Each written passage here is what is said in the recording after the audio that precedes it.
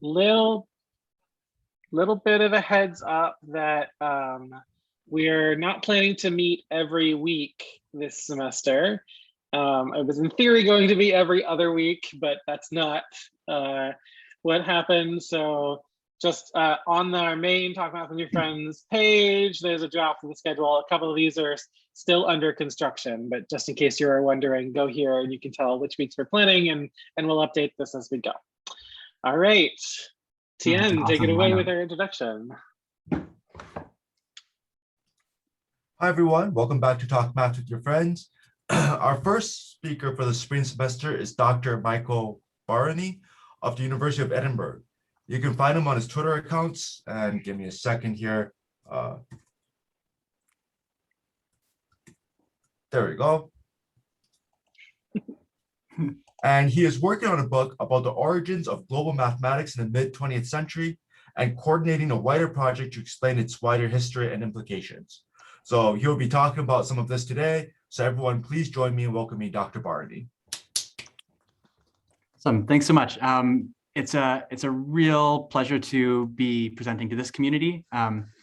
It's one obviously that I have really enjoyed interacting with lots of different ways, in social media and otherwise. Haven't been able to attend as much of this particular seminar as I'd like, but I've caught up with some of the recordings, and it's been most wonderful.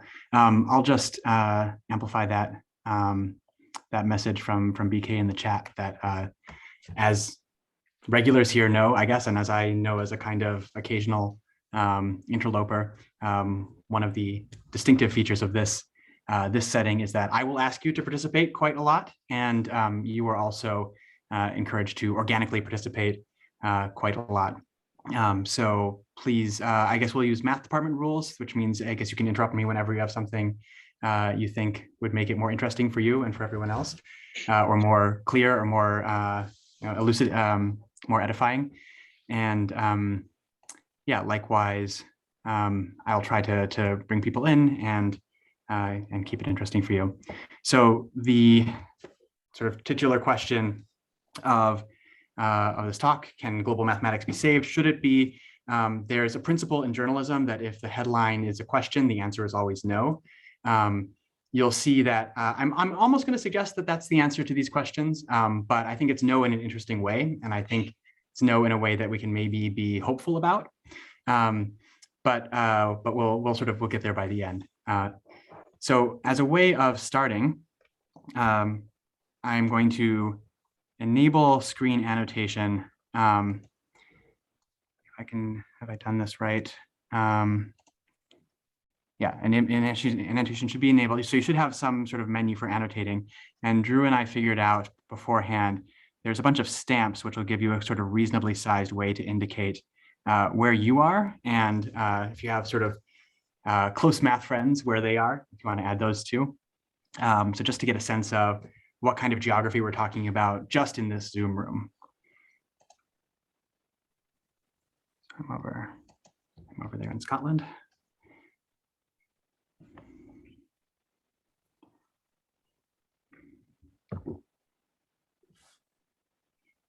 And you'll also note, we're going to come back to this exercise a few times. So I just want to flag, there's also a don't know, haven't thought about it box, which is probably not relevant now. Hopefully you all know where you are. I don't understand how to do this. Oh, so on the screen, use the annotate feature. Yeah, should be like an annotate button somewhere on your menu. There's a little green rectangle. There's a little green rectangle at on the top of the share for me, and next to that it says view options, and with a down arrow, if I click on that, annotate is one of the options. Yeah, so this is also our warm-up exercise to get good at that.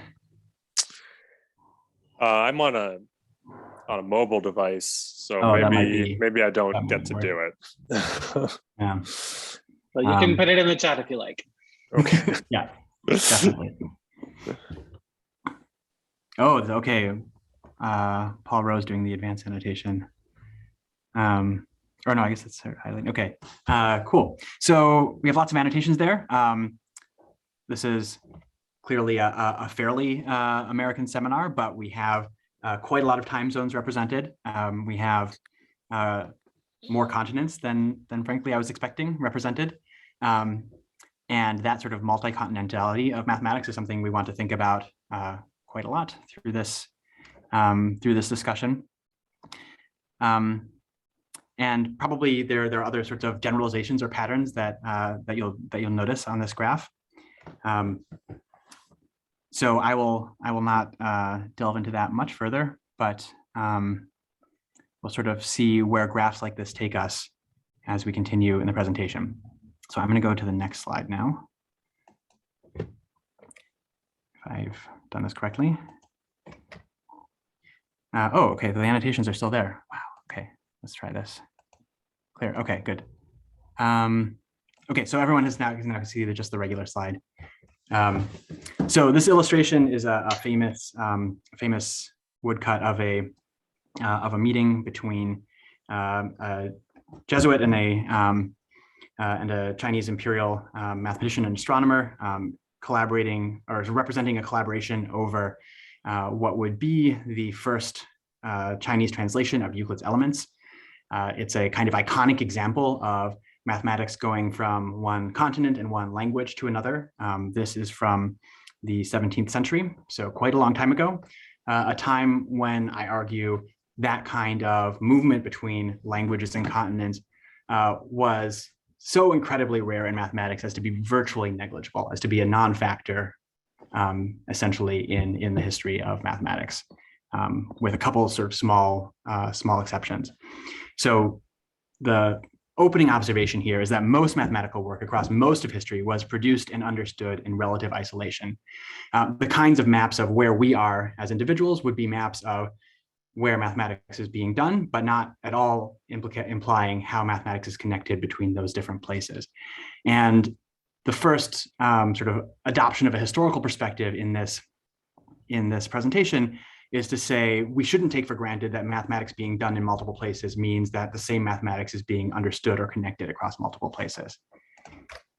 So that, and the idea that connecting mathematics across multiple places has itself a sort of multi-phase history. The key developments that I think are most relevant for understanding global mathematics today have to do with mathematics in the legacy of the history of nation states. So nation states are, of course, a relatively recent historical phenomenon in terms of what we mean by recent as historians. So we're talking these entities that are organized around a kind of convergence of an idea of a population with common characteristics governed in a way that responds to that commonality of population. And that idea is a very 19th century idea, so less than 250 years old, let's say. And it's an idea that corresponded with changes in the infrastructures, the organization of governments, of national communities, of national economies at a variety of scales that made possible not only the formation of nation states, but made possible the formation of what start to be recognizable as the institutions of modern mathematics. So journals, in particular international journals publishing mathematics, really take off in the 19th century, corresponding with the rise of nation states. Conferences as a means of mathematical communication and promoting mathematical research are a sort of mid to late 19th century phenomenon in mathematics, but really taking off in the early 20th century. The mathematics seminar as a format is an even later advent. It's really a 20th century and really a post-World War II story in many ways, but it has its roots in forms of academic work that start to enter mathematics around the early 20th century and come from forms in related fields like theoretical physics from the mid-19th century. We're talking about 19th century institutions, 19th century configurations, and 19th century geographies. Geographies based on the concentration and consolidation of state power around particular kinds of national interests, supporting books, journals, national societies, and national competition, and some idea that there should be an interaction between mathematicians of different nations not necessarily to promote research, but to get an idea of how everyone stands relative to each other. And for certain marginal nations or national communities, such as the community that was based in Palermo, Italy, such as the community based in Stockholm, Sweden, there was more of an incentive to have more robust exchanges with other nations, just because they were relatively small and fringe and needed the contact to keep things interesting. Is sort of the way to think about that. So that is a sort of defining phase of mathematics, and it's one that carries really through the interwar period up until the outbreak of World War II. World War II changes a lot for mathematicians. It changes who is interested in mathematics as a professional activity. It changes who is interested in funding mathematics as a professional activity. It changes what uses different constituencies, be they funders, be they educators, universities, corporations, see for advanced mathematical research. And all of these sort of combine to create a distinct period of history, one that I sort of tried to mark out in my work with the term intercontinental mathematics. So that is mathematics defined by a sense that what someone is doing on another continent is relevant to one's current mathematics, and furnished with a means of identifying, accessing, and meaningfully affecting someone's work on another continent. So there's the idea that you care about mathematics somewhere else, very far away. Someone very far away cares about your mathematics, and there's a way to act on that mutual concern or mutual interest. And these all depend on extremely historically recent developments in the history of mathematics. So here's our next annotation exercise. I think is annotation still an option for everyone. So where have you studied or worked? So we should probably get more dots and stamps than we had before.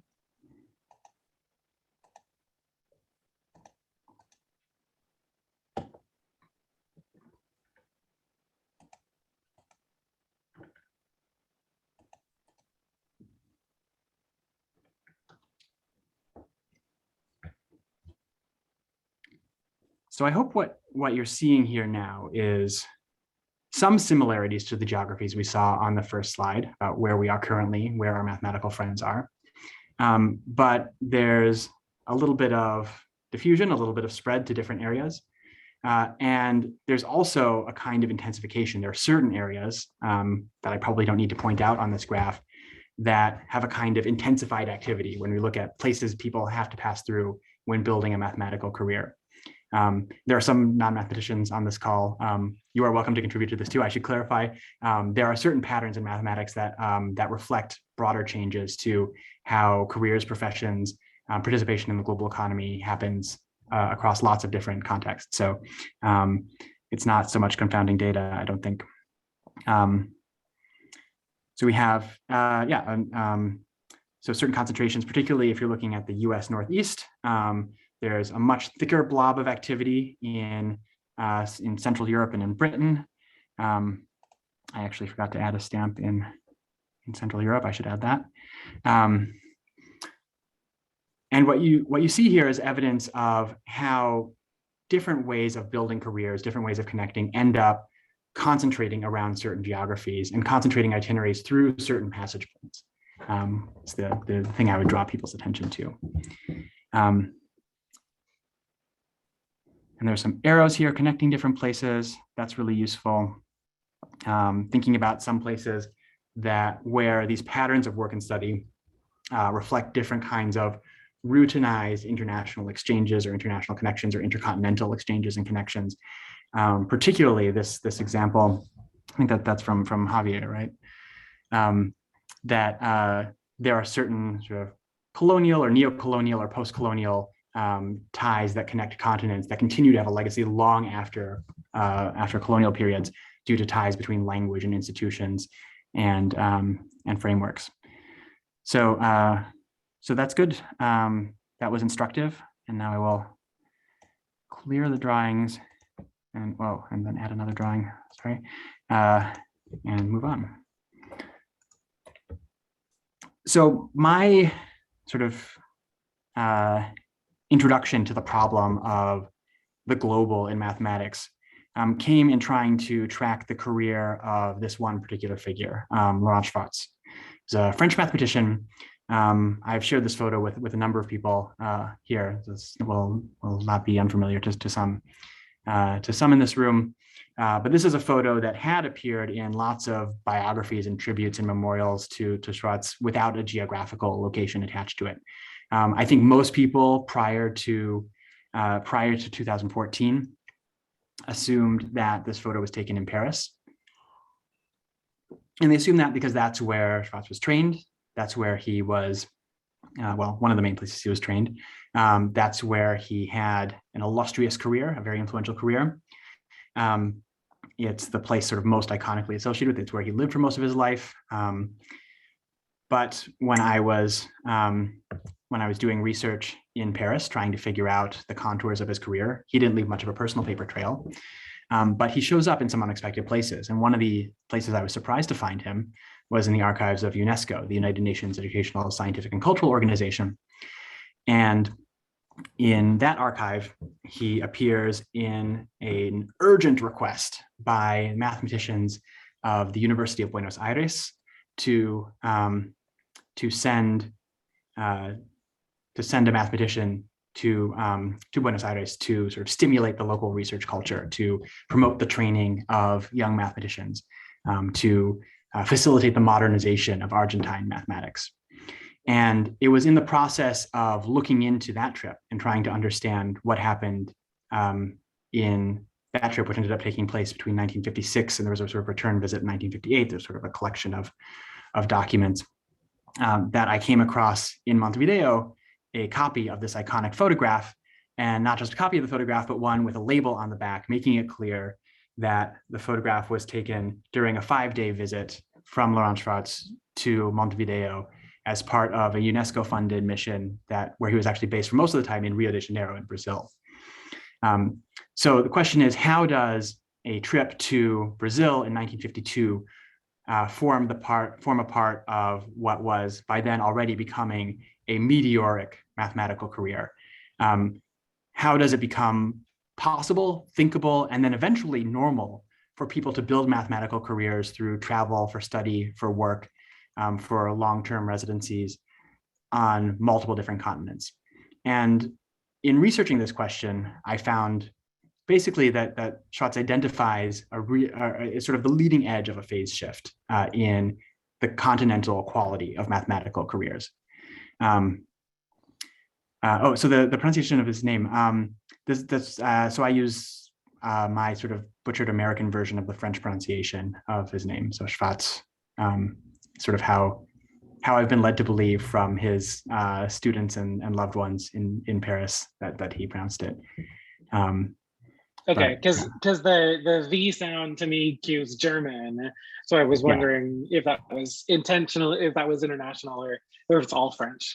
No, that's the French, yeah. But a lot of French pronunciation of Jewish names ends up being a bit German in this sort of hybrid way that has very much to do with patterns of migration and sort of ethnic identification and so on. But yeah, very, very relevant. So he built his career. I think I sort of basically the upshot of this research is he sort of becomes famous in some ways for being a mathematician who spends a lot of time in other continents. So he's based in Paris. He does long periods of work in South America, North America, Southeast Asia, South Asia. He has students in Algeria, so North Africa. He really gets around continentally in a way that's unusual in his time period for reasons having very specifically to do with the geopolitical circumstances of his early career, but in ways that for people who are less geopolitically idiosyncratic become a relatively normalized pattern, not to that extreme, but a relatively normalized pattern by 10 or 20 years afterward, where it can be expected that multi-continental itineraries are not completely expected, but a normal way to become a certain kind of mathematician. So this sort of connects to a longer theme of migration as a foundation for mathematical careers. So there's an older history of the grand tour as something that dates back hundreds of years as a way of sort of forming oneself as an apprentice, as a scholar. This is not limited to scientific or mathematical fields. It's a tradition that goes back, as I said, hundreds of years as a way of, or a sort of expectation for, particularly for young men, to go to the metropoles, go to areas where the craft that they want to learn is being practiced at the highest levels, or being practiced in a different way, and to compare and to apprentice themselves to a lot of different people doing things differently, so that when they come home where they always belonged, they could do something that wasn't the same as what they encountered abroad, but was informed and inspired and related and benefited in some way from that trip. And the idea was that not that their work would be connected to that other work in any way, but that having that kind of exposure to it had some benefit. That's a tradition that has its own mathematical history. It was particularly for mathematicians in places that were more marginal, geopolitically or disciplinarily to the field, an expected part of one's formation. So if you were a mathematician from New Zealand, you would go and spend a couple of years studying in Cambridge, England. If you were a mathematician from Toronto, like John Charles Fields, for instance, you would go and spend a couple of years studying in Germany.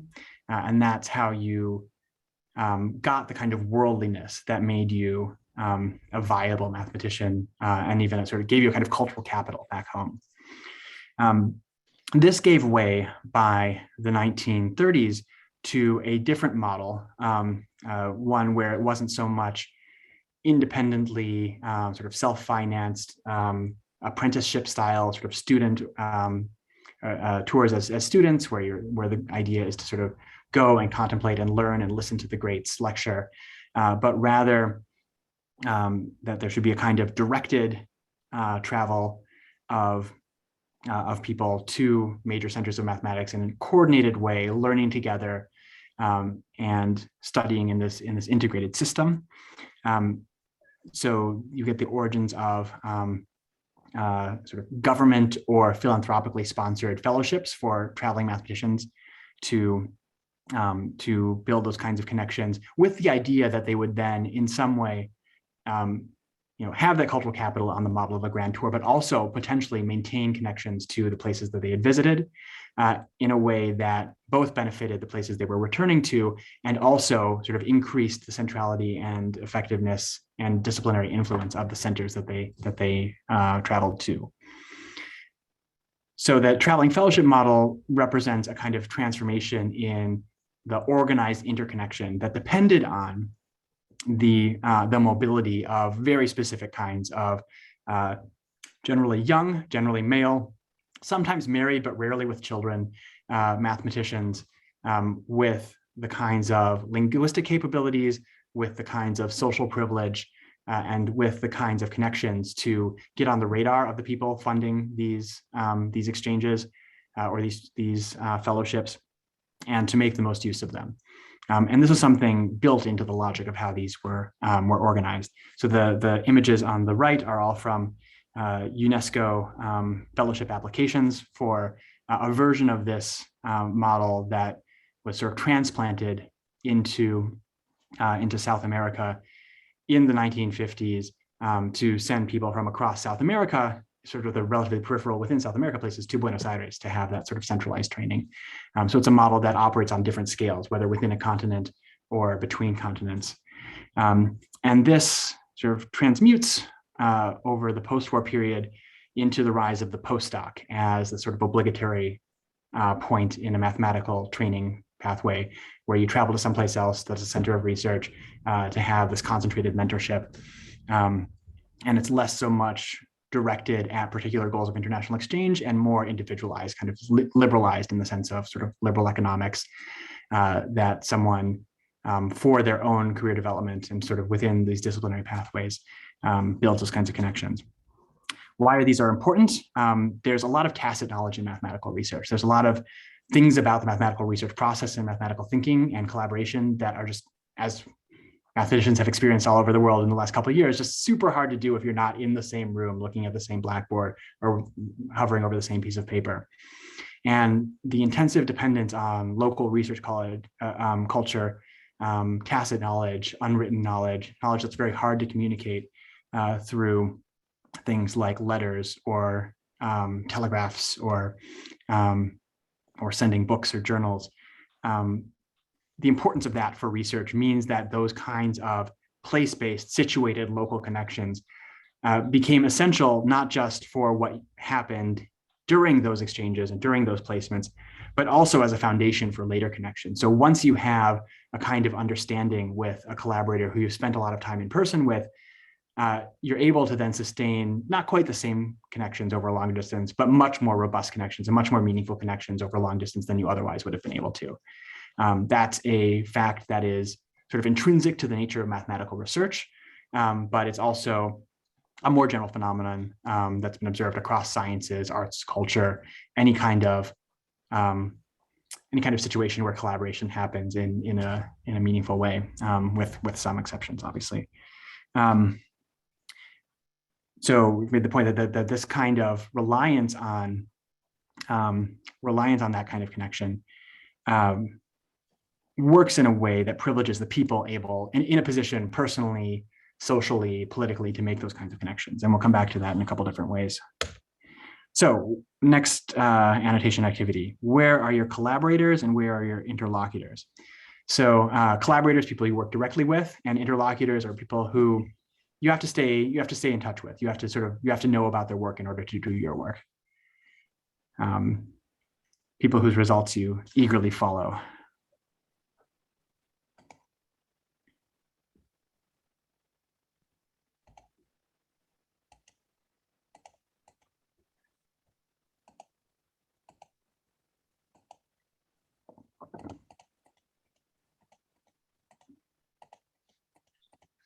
So a lot more dots, obviously, and probably the number of dots will be increasing as we go, or stamps.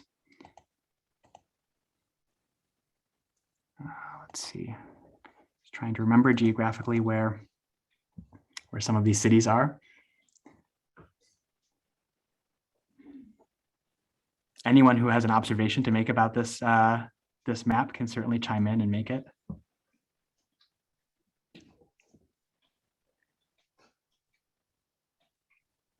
It kind of looks like we put like an epsilon bubble around the places we'd studied. Yep.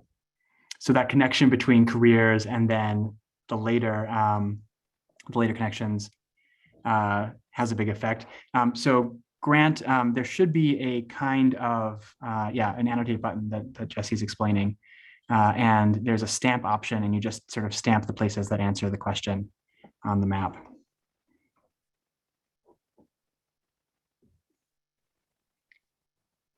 Seeing the Icelandic community relatively isolated. Thanks for the reminder to include Montreal. Where am I missing?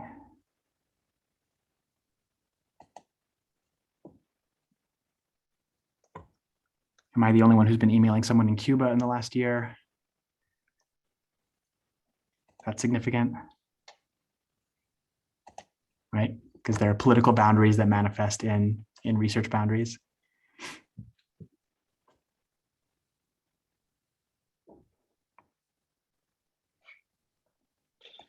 I also noticed that Russia is quite sparse. Yeah, so that's significant, especially given certain upcoming meetings. There's a French Polynesia example. It's interesting that China seems to be totally blank. Yeah, that's striking. So that might be a function of the time zone that this talk is taking place in. Might be a function, well, lots of things this could be a function of. Linguistic difference, different kinds of connections in the community. It might be that my talks don't really appeal to people who have collaborations in China, but that's certainly very significant given the high volume of significant mathematics being done today in China. Absolutely significant. Africa, conspicuously not particularly well represented. I guess I have an occasional interlocutor in Cairo, but I don't think occasional enough or frequent enough that I would put a check mark for him. But there's quite a big math department in Cape Town. No one has any ties there. So we have this, richer clustering, this, as BK said, this epsilon neighborhood around our personal itineraries, but also an even greater concentration around those itineraries into certain geographic centers and certain institutions that represent those geographic centers that have a kind of pull even among regional institutions around them. So if you have ties to, say, UMass Amherst, there's a chance that they have some indirect connection to Harvard or MIT. And that kind of regional formation and extrapolation has these second and third order effects on the geographies of collaborations in mathematical work. So that was informative. Now I'm going to go to the next slide. So this is what that map looks like just for Laurent Schrutz, just for the first decade of his career after his PhD. As far as I've been able to figure out. I mean, I haven't completely isolated, I haven't completely definitively said everything. Some of these are taking examples from slightly after, so the slightly after that first decade, but basically the period from 1947 or so, really 1949 is when he starts doing, 48, 49 is when he starts doing international and intercontinental travel through the end of the 1950s. And this was a shocking map to me when I started to put it together, just piecing together all of the different bits and pieces that were identified in the research. So he has connections to, not just to Moscow, but to Novosibirsk, right in the middle of Siberia. He has connections to North Africa and South Africa and several places along the southeastern coast of South America. Both coasts of North America are represented. He has interlocutors in sort of up and down the most populous region of Australia. He has connections to Vietnam, so there's a direct effect of French colonialism as well as its connection to Algeria. Interlocutors in Japan, and that kind of itinerary is what I'm talking about with the kind of phase shift that that Schrutz's career really helped me identify historically. So some things that come out of that story, how those kinds of maps come together. One is this direct, very clear effect of globalization, the kind of economic and political and cultural relationships that make those kinds of travel possible, that make those kinds of interactions possible, and their dependence on the individual itineraries and patterns of travel within a career. The long legacies of colonialism, colonial empire, in Schrutz's example, the French case of colonialism and the particular role of colonies and former colonies in French science and French culture, but also the broader role of scientific hegemony. So because of Schrutz's politics and because of his position in the mathematical community, one way I account for that map is his entanglement with UNESCO and these goals, the goals explicitly of UNESCO of building up the scientific capacity of developing nations. Developing is a sort of a loaded term, but of nations in or communities in what has more recently been termed the global South. It's a political category, and using relationships between centers of authority, of research, of training, and more peripheral sites to build long distance connections, but in ways that tend to reinforce where the power is coming from and where the power is going in the discipline. You see across the story the very uneven personal and political salience of borders. So what do I mean by that? In some cases, borders are easy to cross. In some cases, borders are hard to cross, and they're not easy and hard to cross in the same ways for the same people, in the same situation. So this tends to ramify, reinforce, redirect political divisions, political and social inequalities. And the starting point for my thinking about this is the story of Laurent Schrutz's visa to travel to the United States in order to, among other things, accept his Fields Medal in 1950. So Schrutz is originally through a number of connections having to do with the machinations of Harold Bohr, Niels Bohr's younger brother. Schrutz gets this invitation to go present at a Canadian meeting in Vancouver. He has some contacts in the United States. He thinks this would be a great chance for his debut visit to the US.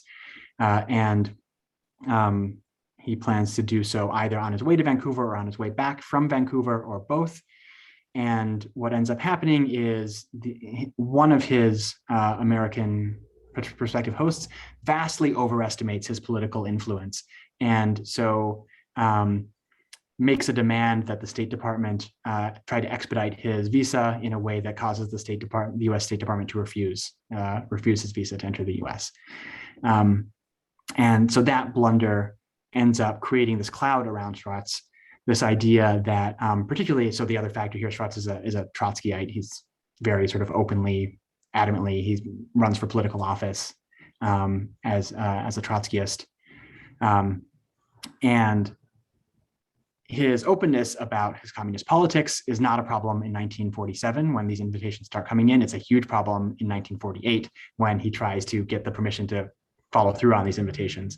And that's just the sort of the speed of the transition in American anti-communism in that period. And so the visa denial, which it's only been in retrospect after I got his FBI file declassified and sort of triangulated it with some other information, that we've been able to tell that basically his story about Americans are intolerant of Trotskyism, and that's why he wasn't able to visit the US except for to accept his Fields Medal for a decade. That ended up being a myth. It was a myth that he may well have believed, but that's not the backstory of what was going on there. It has sort of much more to do with the way decisions are sort of forced and navigated through different kinds of political pathways. But the upshot of that is, because of Schrutz's politics, he was vulnerable to a particular kind of political convergence, and also vulnerable for that political convergence to be interpreted in a way that basically made Americans assume that he wouldn't be able to visit them for a while. And that meant that people in other countries that were more welcoming to communists were much more able to convince him to travel, to get his travel supported, to facilitate those kinds of connections. And so that's the kind of pathway that he launches after his Fields Medal to become this kind of diplomat of mathematics to Brazil, Argentina, Uruguay, Colombia, Vietnam, Algeria, and so on. Bombay, Delhi. He travels to all these places that are seeking to put themselves on the map as centers of mathematics and benefiting from the sort of prestige and the effect of his visit. So that's one way the borders work unevenly. The other side of that is people like Jose Luis Massera, also a communist, also very politically active, a rising star in the 1940s of mathematics in Uruguay, who gets a Rockefeller Foundation fellowship, is unable initially to make the trip because of sort of some complicated situations relating to passage through the Panama Canal and the war footing of Germany and Uruguay. But he's eventually able to travel to the US. He's closely followed by the FBI. His FBI file is fascinating. But it's fascinating for what the FBI misunderstands about him. They sort of basically, they basically have no idea what he's doing, other than that it has some sort of indirect mathematical connection to the mathematics of nuclear energy or sort of atomic wave functions, which was very concerning to them. So in Massera's case, he's able to make his trip. He's able to come back to Uruguay, but then the combination of rules of his his work in his political work and his mathematical work in Uruguay means he's basically not able to travel to North America ever again. He's able to maintain very robust connections to American institutions as a result of that travel. So there's that after effect of the fellowships and the traveling model that we've seen. What languages were these talks in? That's an interesting. So Schrutz tried to do in local languages as much as, or local or colonial languages. So French where applicable, where that's a colonial legacy. He learned a kind of faltering Spanish. There were some situations where he could speak French and sort of take it for granted that if he wrote clearly enough on the blackboard, he'd be understood, but like sort of field questions in Spanish. He very slowly learned English for the Canadian Congress on the course of a train from Montreal to Vancouver. I counted too slowly. Yeah, it's a very slow train. So that was, well, I mean, learned English is a strong word. He considered himself mathematically competent in English by the end of that train ride. But he studied classical languages in school.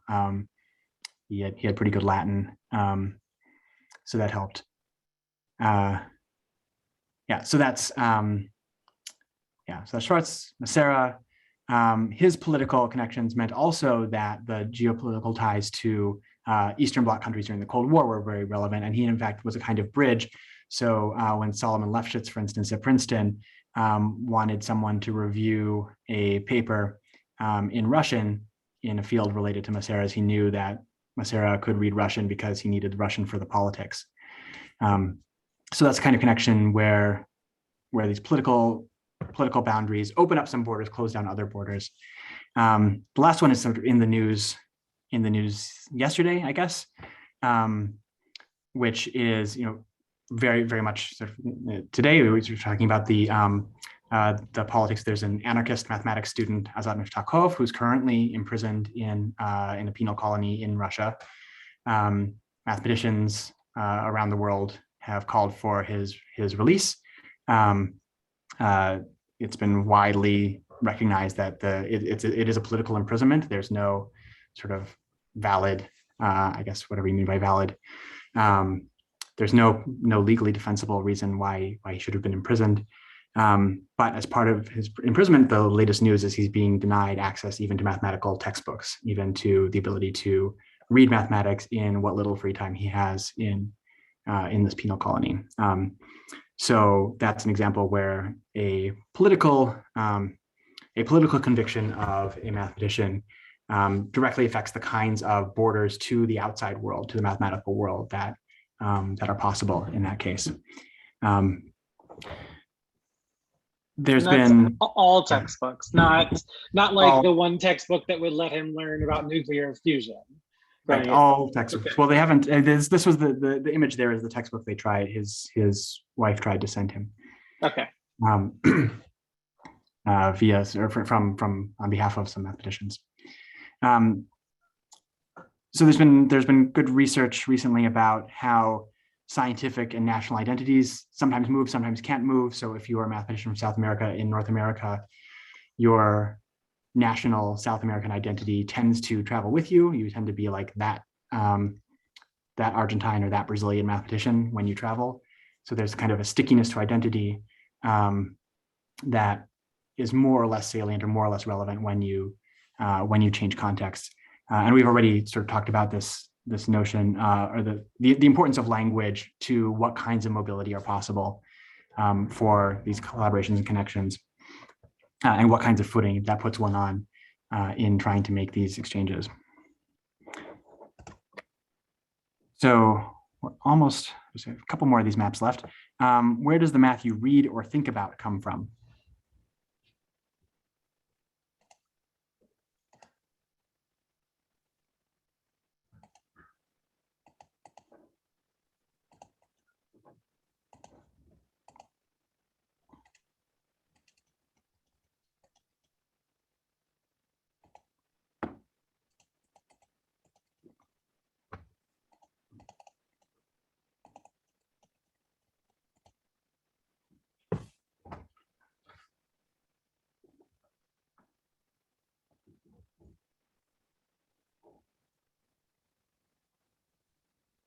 Mathematicians in Perth not getting a lot of love.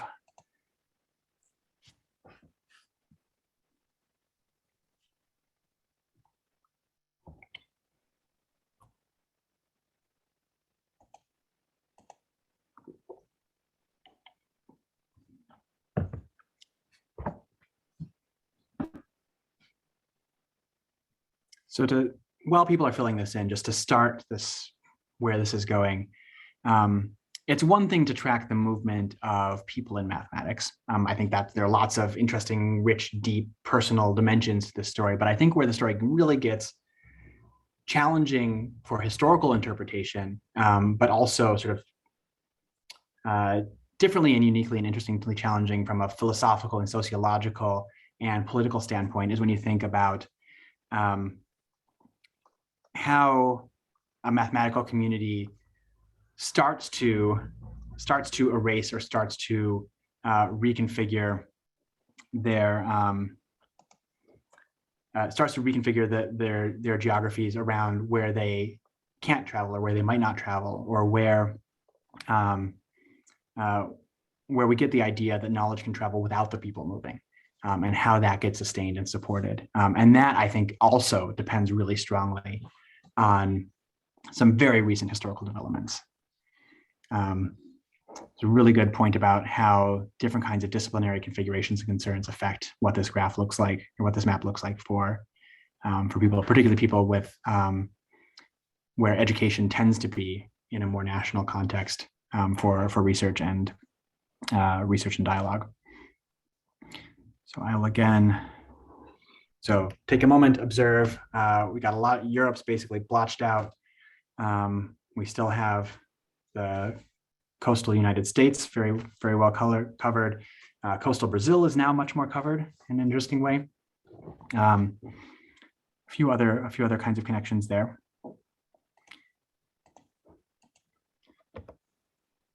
So so I want to just spend a couple minutes talking about the cost of those connections, what makes those connections possible, and what. So what's our time frame here for the talk, or for the history, or for?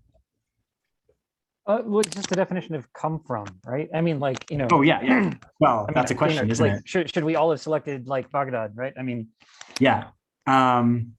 So I'm thinking about the mathematics you most immediately use. So if you're really in your everyday work using the mathematics as formulated by Al-Khwarizmi, that's unusual, but it could certainly, I wouldn't rule it out. But so in the forms that you use it the most, I would say. But yeah, that's a good, that's a historically, methodologically important question that a bunch of different desiderata could apply to. So there are sort of two dimensions of this kind of connection. There are connections to people, and there are connections to texts, and both of those are very text-based forms of connection. So these multi-continental communities and exchanges required knowing who and where other mathematicians were. This was established through the formation of societies, directories, through small and large-scale meetings like the International Congress of Mathematicians, pictured at the bottom here, or the Latin American Congress of Mathematics, which was actually a fairly small regional affair in 1954, mainly Argentine and Uruguayan mathematicians with a couple representatives from further abroad. And sort of how they imagine themselves as representative of even larger communities, letter writing, things like that. And then you need to know what those mathematicians are doing. And you find that out if you're not personally seeing them eye to eye on a regular basis, through publications, through reviews, through indices, classifications. This was, in fact, the sort of main motivating goal for the first explicitly international organizations in mathematics. The International Congresses of Mathematics, the sort of founding goal is, how do you create a unified mathematical literature? How do you know in as close as possible to real time what people are doing in other places? And that's the impetus for the formation eventually of the Zentralblatt für Mathematik, mathematical reviews. There's a Soviet counterpart, the I can't pronounce it, Referatny Journal. And this this sort of combined apparatus, is extremely costly, resource intensive, time intensive, labor intensive apparatus, makes it possible by the 1950s and 60s to see mathematics as having a unified global literature that, at least in principle, could be accessed by anyone, anywhere. Now, in practice, there's extraordinary expenditures of labor, of money, to try to move those articles and books and references and even reviewed literature around the world in some very interesting ways, to the point where I've seen evidence of a book dealer in Amsterdam writing desperately to mathematicians in Canberra or in Melbourne, offering to pay the full cost of shipping for back issues that they can't find of mathematical reviews because a client in an unspecified place, but not necessarily in Europe, needs to backfill their library in order to have access to this kind of literature. So the practicalities of forming that together far outstrip in difficulty, even the immense difficulty of putting that stuff all together. The top right one looks like it could be Pa, the composer. Oh, but who is it actually?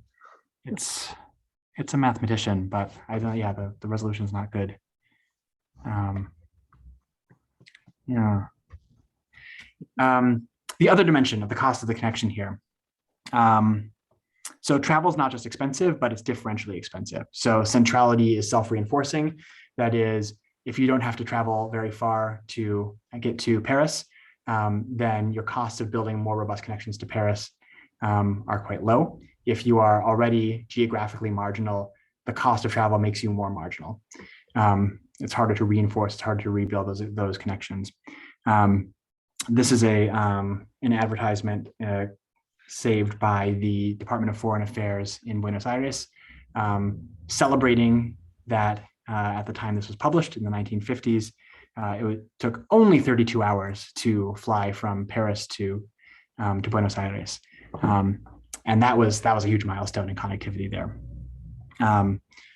This kind of travel and this kind of reliance on travel has climate costs, it has financial costs, it has social costs in terms of who has both the resources, very luxurious DC6, yeah. Who has the resources to make those kinds of trips, to sort of pick up and go, to spend extended periods abroad when the trips are particularly expensive and difficult to arrange. Being able to spend a longer time abroad makes them more worthwhile. So all of these factors are compounded by the expectation of that kind of travel.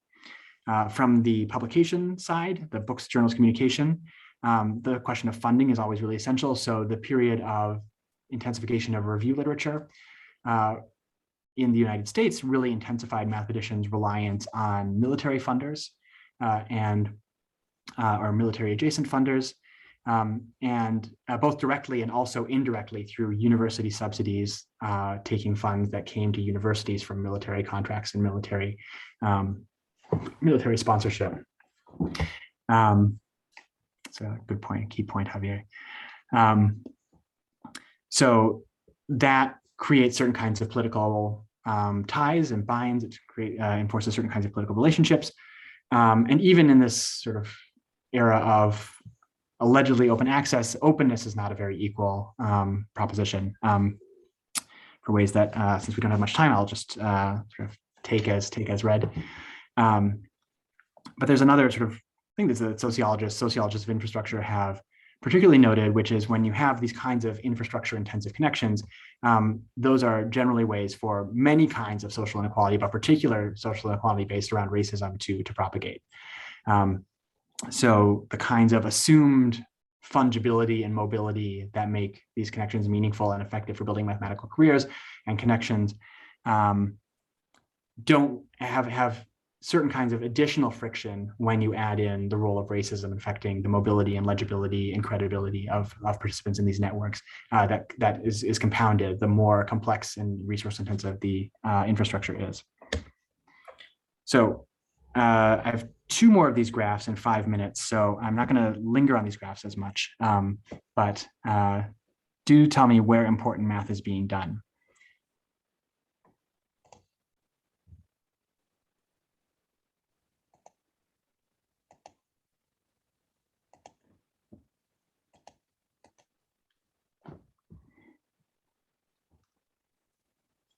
right now.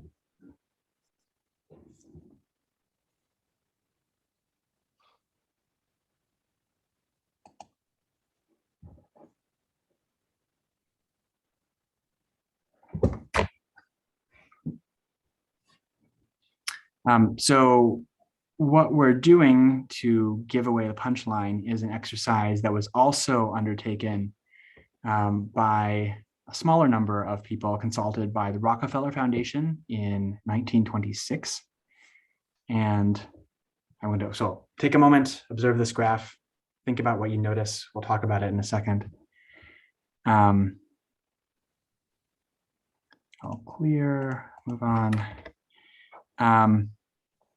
So this is the graph the Rockefeller Foundation produced in 26. And it was based on a survey of elite Northeast American mathematicians. They asked to name all of the important mathematicians they could in Europe and what city they were based in. And they added those all up and made circles corresponding to the number of people.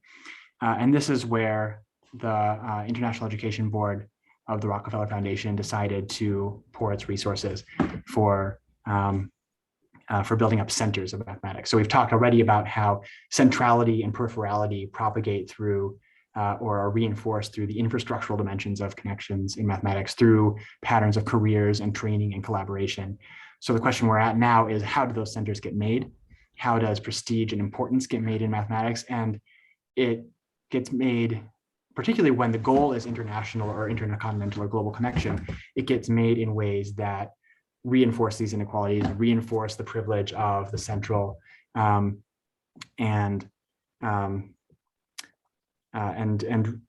create what sociologists call Matthew effects, from the biblical verse in Matthew.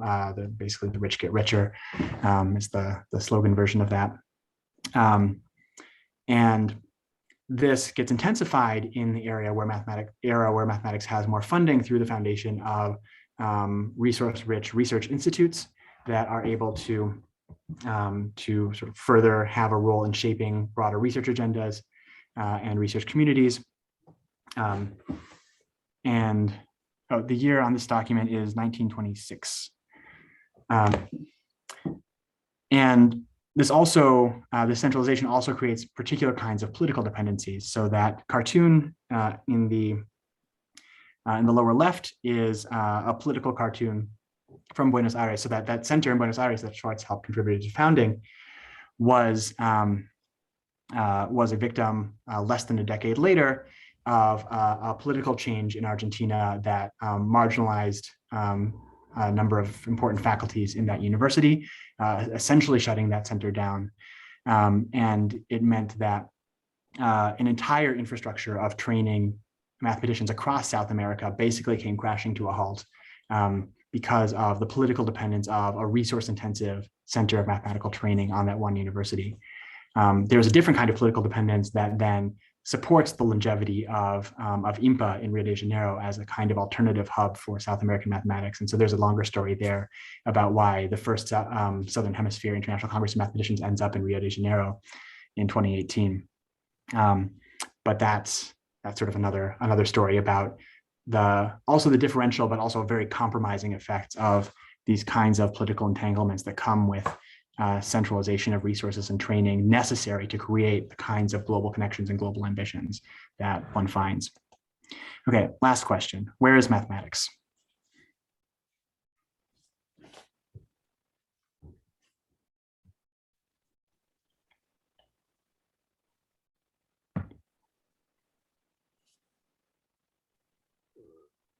Right now, where is mathematics right now?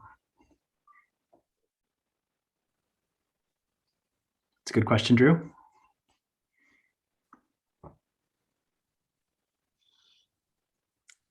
Bold, bold. A lot of mathematics in Africa. Didn't have a lot of representation previously. Mathematics is the friends we made along the way. Okay, so deliberately harder question to answer. So one way to think about that, some of you may have been following the controversy over a claimed proof of the ABC conjecture. which has been called a theorem in Kyoto, a conjecture everywhere else, as a reflection of an intense disagreement in the mathematical community over whether a very bold claimed proof of the ABC conjecture is in fact a valid proof of the ABC conjecture. It's published, it's peer reviewed. It's come out in a journal edited by the person claiming to have done the proof. And it meets by every standard that one can point to the conditions of a valid, acceptable proof in mathematics, except for mathematicians outside of Kyoto don't believe it, by and large. So it's a situation of the extreme place-based, criteria-independent localization of a certain kind of high-profile theoretical mathematical knowledge that should make us think that maybe even the most abstract theoretical mathematics is place-dependent in ways that might be hard to recognize if we don't pay attention to the role of infrastructure and communication and travel and resources and, frankly, racism and classism and cultural difference and linguistic difference. And all of these combined factors in creating and then erasing assumptions and modalities of international or long distance or intercontinental connection. So almost done. Many of you will know I have been very public about my view that mathematics is not everywhere. And this is based on a couple of things that we've seen already here in this talk. So it's important, I think, to recognize that the apparent universality of mathematics is real and powerful, but it's locally produced. And there are very specific things you can point to in local contexts of mathematical work that are deeply dependent on those local contexts, but also explain how mathematics appears to be not locally rooted. And that erasure of the local roots of mathematics, the grounds of the mathematical arts, to sort of borrow this title from Robert Record from 1543, is a kind of erasure that's hugely problematic and has huge consequences for what global mathematics is and can be or should be or could be. In particular, I argue that denying how hard it is to move mathematics from place to place denies attention to the people and the unequal resources that make that movement possible, and how the inequalities built into the resource-intensive movement of mathematics and mathematical people from place to place intensifies a huge range of political and social and intellectual compromises that mathematicians don't have to live with, but have learned to live with through this commitment to the everywhereness of mathematics. And it's from that perspective that I think we need to see mathematization, the insistence of finding mathematics in lots of different places, as a manifestation of power, a manifestation of inequality.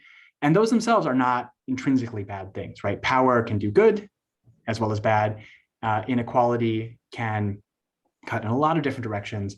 But what the presence, what the observation, what the role of power inequality should tell us is that we need to be considering values, and we need to be considering how values enter into how power and inequality operate. So last slide, can global mathematics be saved? Well, I think the argument is it's highly contingent, it's highly historically unusual. It can be saved, but at tremendous costs. And the question is how those costs are borne and distributed and used. And so to talk about the question of should it be saved, it's worth saying that there are alternatives to global mathematics that are not just isolation and disconnection or abolition. Probably, I don't know, you'd find mathematics abolition. There's maybe an abolitionist argument to make about mathematics, but that's another talk. But certainly there are forms of connection and forms of empowerment that are alternative to the world of global mathematics that we've just described. Efforts where locality and context and identity and empowerment can be based in a kind of situatedness that doesn't premise itself on the global movement and fungibility and drive to connect that has been the foundation of late 20th century and early 21st century global mathematics. You can think about some very vexed and challenging current problems in the mathematical community, efforts to say what decolonial mathematics even would be, and how that can be addressed to education and research. To just take one active, lively area of mathematical conversation. And I think the contribution of history to this discussion is that the scale of today's mathematics is a historical accident. It's much more recent than people assume. It's much more contingent. It was much less inevitable than it appears to be. And there are good reasons why it appears to be more inevitable than it is. It was a provisional settlement having to do with a lot of circumstantial, often coincidences or accidents of 20th and 21st century history. It's come together in a way that is much more precarious than meets the eye. And for these reasons, it's revisable. It's not something we're stuck with, and it's not something that that even is necessarily going to remain in place without immense commitments of resources and efforts to keep it in place. And so I think if there's one sort of goal of this presentation, is to say that global mathematics is only here to stay to the extent mathematicians around the world want and need it to be. And they shouldn't necessarily want and need it to be. There are other kinds of mathematics and other ways of thinking about relations and kinship and power in mathematics that could be otherwise. So that's where I'll leave it. Thanks, everyone. Thank you. I think we need to stop our recording for a YouTube link, but I can hang out for a few minutes for questions.